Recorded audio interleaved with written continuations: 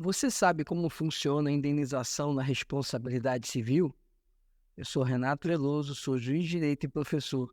E neste canal eu ajudo estudantes e profissionais de direito a compreenderem melhor a teoria e alinhá-la com a prática jurídica. Isso de uma forma descomplicada. E eu já te convido a se inscrever no meu canal.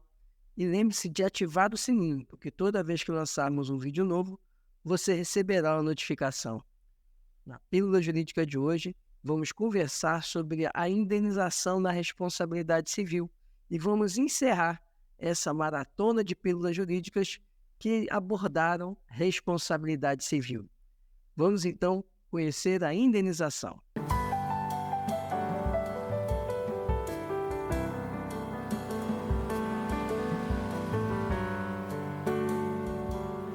Para compreender bem os parâmetros de fixação das indenizações na responsabilidade civil, precisamos, antes de tudo, vasculhar o Código Civil. E a partir do artigo 944, nós vamos encontrar dispositivos que orientam como deve ser fixada a indenização na responsabilidade civil. O primeiro deles é o artigo 944. Vamos a ele. Artigo 944. A indenização mede-se pela extensão do dano. Parágrafo único. Se houver excessiva desproporção entre a gravidade da culpa e o dano, poderá o juiz reduzir equitativamente a indenização. O parâmetro principal para a fixação de uma indenização é a dimensão do dano. Mas o parágrafo único, ele diz se esse dano ele tem uma grande dimensão, mas a gravidade da culpa não tem, o juiz pode reduzir equitativamente, ou seja, diminuir o valor da indenização. E muita atenção, isso não quer dizer que se o dano for pequeno e a culpa for grande, o juiz possa aumentar a reparação de dano. Não. O que o dispositivo estabelece é que se a culpa não for tão grave, tão relevante em relação ao dano, o juiz pode reduzir esse dano, ou seja, haver uma reparação que não abranja a total extensão do dano. Outro ponto interessante é nós conhecermos o artigo 945 do Código Civil. Vamos a ele. Artigo 945. Se a vítima tiver concorrido culposamente para o evento danoso, a sua indenização será fixada, tendo-se em conta a gravidade de sua culpa em confronto com a do autor do dano. Esse dispositivo trata da concorrência de culpas. O que é isso? Quando o autor do dano ele provoca realmente a situação que leva à geração de um dano, à criação de um dano, mas a vítima do dano, quem sofre o dano, também teve concorrência para que o dano acontecesse. Ela contribuiu para que o dano acontecesse. Isso é muito comum, por exemplo, em acidentes de trânsito, em que muitas vezes os dois condutores de seus veículos têm alguma responsabilidade de culpa no acidente. O que o artigo 945 fala é que se o juiz percebe que a vítima teve relevância no resultado do dano, ele pode reduzir essa reparação do dano, o que se chama concorrência de culpas. Vamos agora analisar o artigo 947 do nosso Código Civil. Artigo 947. Se o devedor não puder cumprir a prestação na espécie ajustada, substituir-se-á pelo seu valor em moeda corrente. Esse dispositivo tem aplicação nas situações em que estamos diante de danos imateriais, por exemplo, o dano moral, o dano estético, que são danos que não se traduzem diretamente em um valor correspondente monetário.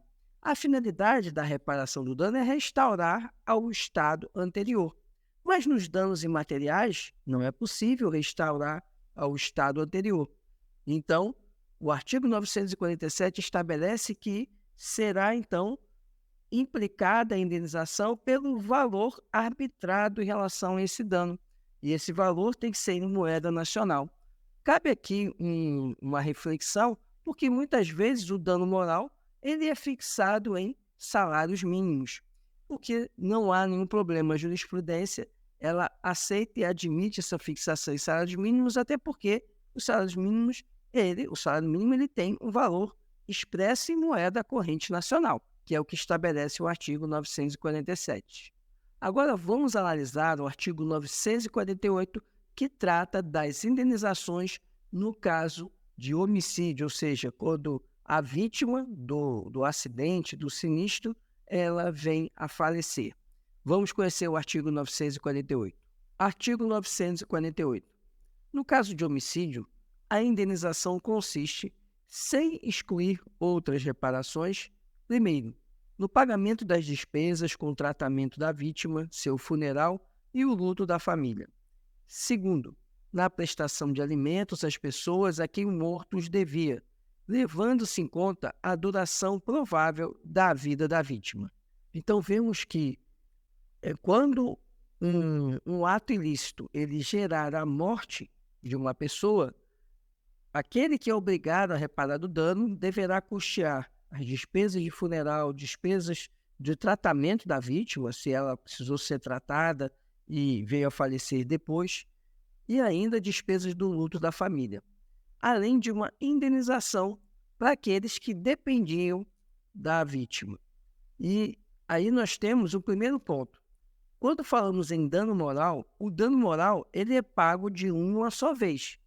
No dano moral, então, não se aplica essa previsão de pagar uma pensão alimentícia. A pensão alimentícia é uma reparação de dano diferente do dano moral. E o dano moral ele deve ser pago de uma única vez. Falando de pensão paga aos dependentes da vítima, ou seja, aqueles que eram sustentados pela vítima, o entendimento jurisprudencial consolidado, inclusive, no STJ, é que essa pensão alimentícia ela terá o valor de 2/3 do rendimento que a pessoa recebia, admitindo-se que 1/3 seria para custear as despesas da própria vítima.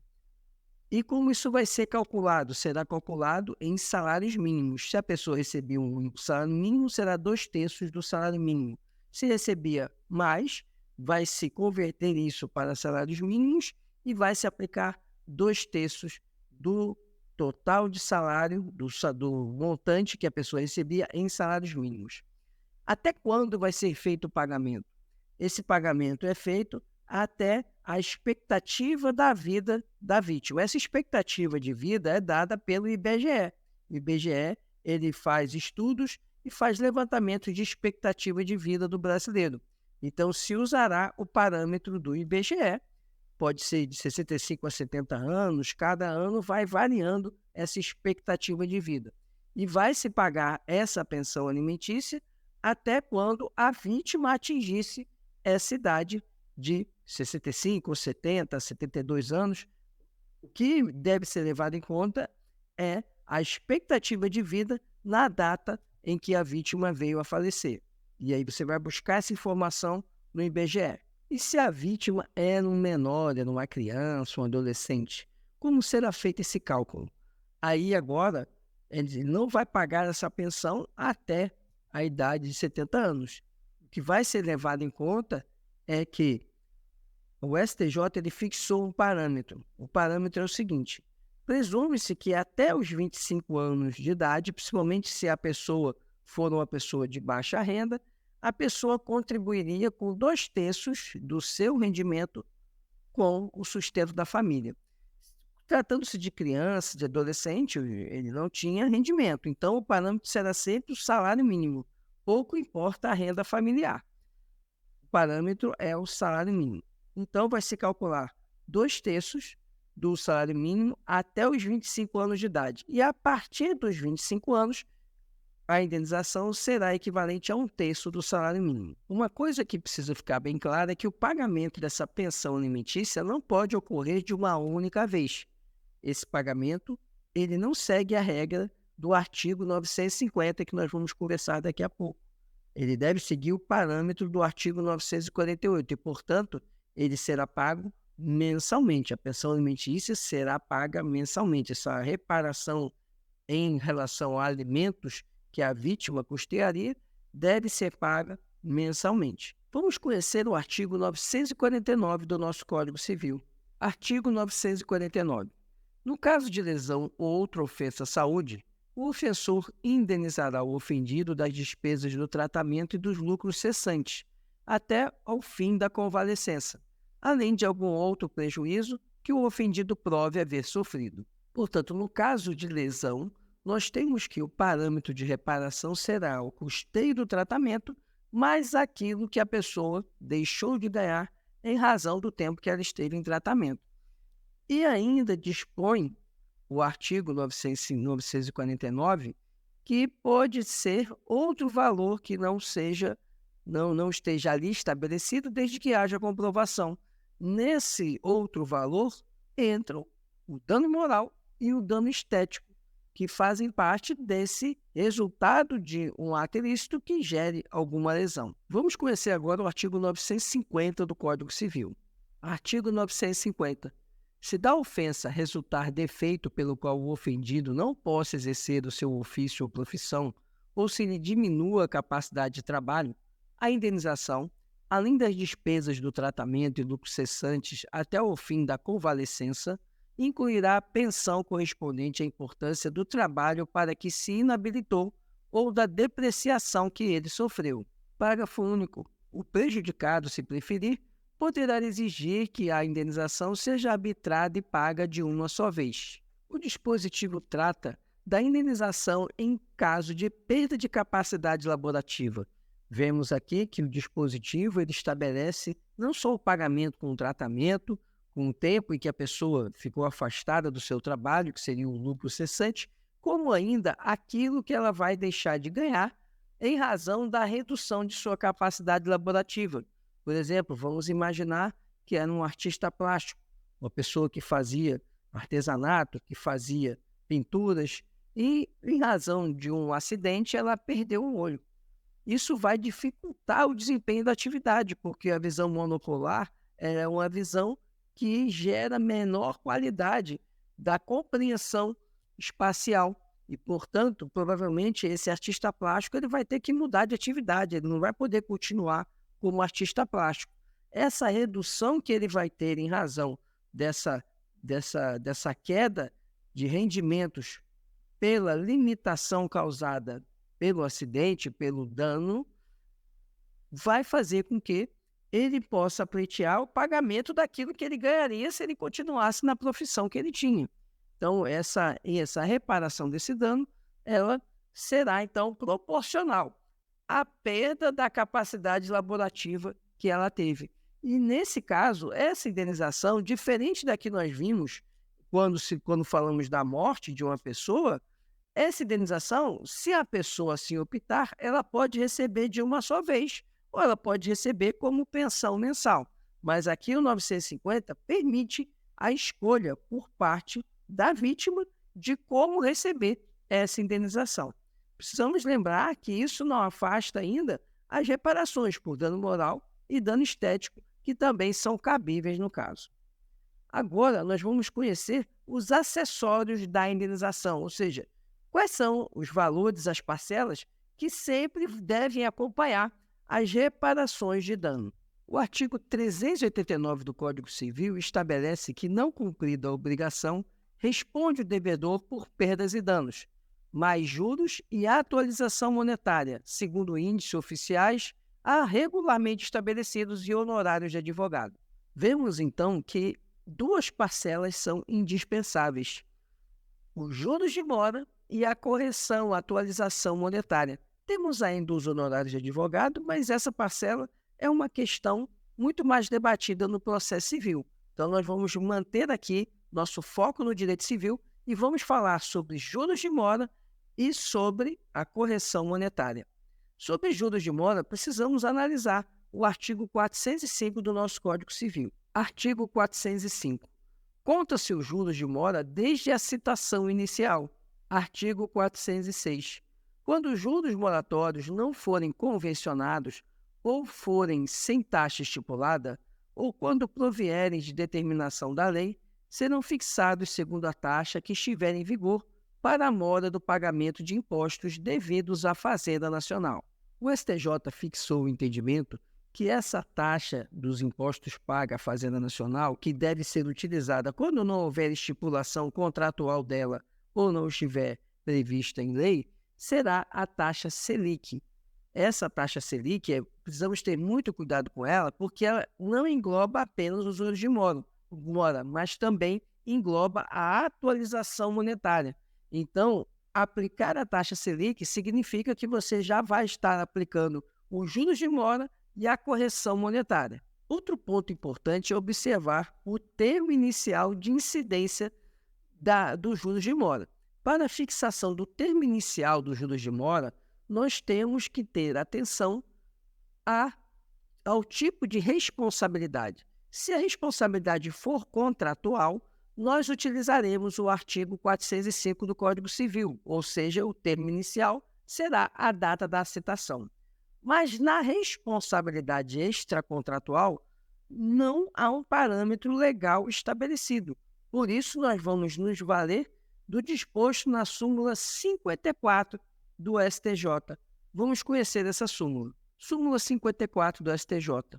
Os juros moratórios fluem a partir do evento danoso em caso de responsabilidade extracontratual. Portanto, os juros de mora na responsabilidade extracontratual, ele vai incidir desde a data do evento danoso.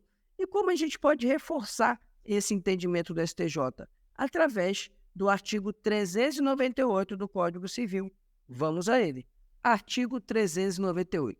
Nas obrigações provenientes de ato ilícito, considera-se o devedor em mora desde que o praticou. Portanto, na responsabilidade extracontratual, a mora é ex re, ou seja, desde o evento. Ela não precisa de notificação da parte que gerou o dano. Já na mora relativa à responsabilidade contratual, ela é ex persona. E é por isso que ela só inicia o juros de mora a partir da citação do demandado. A correção monetária, ela não se confunde com os juros de mora. A correção monetária é a atualização do valor da moeda para que ela não perca valor na série histórica, para que aquele montante ele não se deprecie com o tempo em termos de valor monetário em razão da inflação. Então, nós vamos ter alguns índices que são utilizados. Um desses índices é o IPC, Índice de Preços ao Consumidor, e o outro índice é o IGPM da Fundação Getúlio Vargas. E a partir de quando incide a correção monetária? A correção monetária incide a partir da data do efetivo prejuízo. É o que dispõe a súmula 43 do STJ. Súmula 43. Incide correção monetária sobre a dívida por ato ilícito a partir da data do efetivo prejuízo. Assim, no caso da reparação de danos, a data de incidência da correção monetária será sempre a partir da data do prejuízo. Se foram vários pagamentos que a pessoa fez, muito comum no desconto indevido, você vai aplicar a correção monetária da data de cada desconto efetuado. Esse é o parâmetro. Em relação ao dano moral, ainda é importante observar que a correção monetária ela vai incidir a partir da data do arbitramento, ou seja, quando o juiz na sentença arbitra o dano moral, a partir daquela data que incide a correção monetária. Esse, então, é no conteúdo que tínhamos para falar de indenização na responsabilidade civil. Se você ficou com alguma dúvida, deixe aqui nos comentários que eu terei o imenso prazer em responder. E essa pílula jurídica sobre indenização encerra o nosso ciclo de pílulas jurídicas sobre a responsabilidade civil. Se você tem alguma sugestão de tema, é muito importante sua participação. Deixe aqui nos comentários que eu prepararei uma pílula jurídica sobre o tema que você sugere. No mais, eu gostaria de agradecer muito sua atenção e pedir que você compartilhe esse vídeo e deixe também o seu curtir, porque isso é importante para que o vídeo tenha maior alcance. Muito obrigado por sua atenção e até a próxima.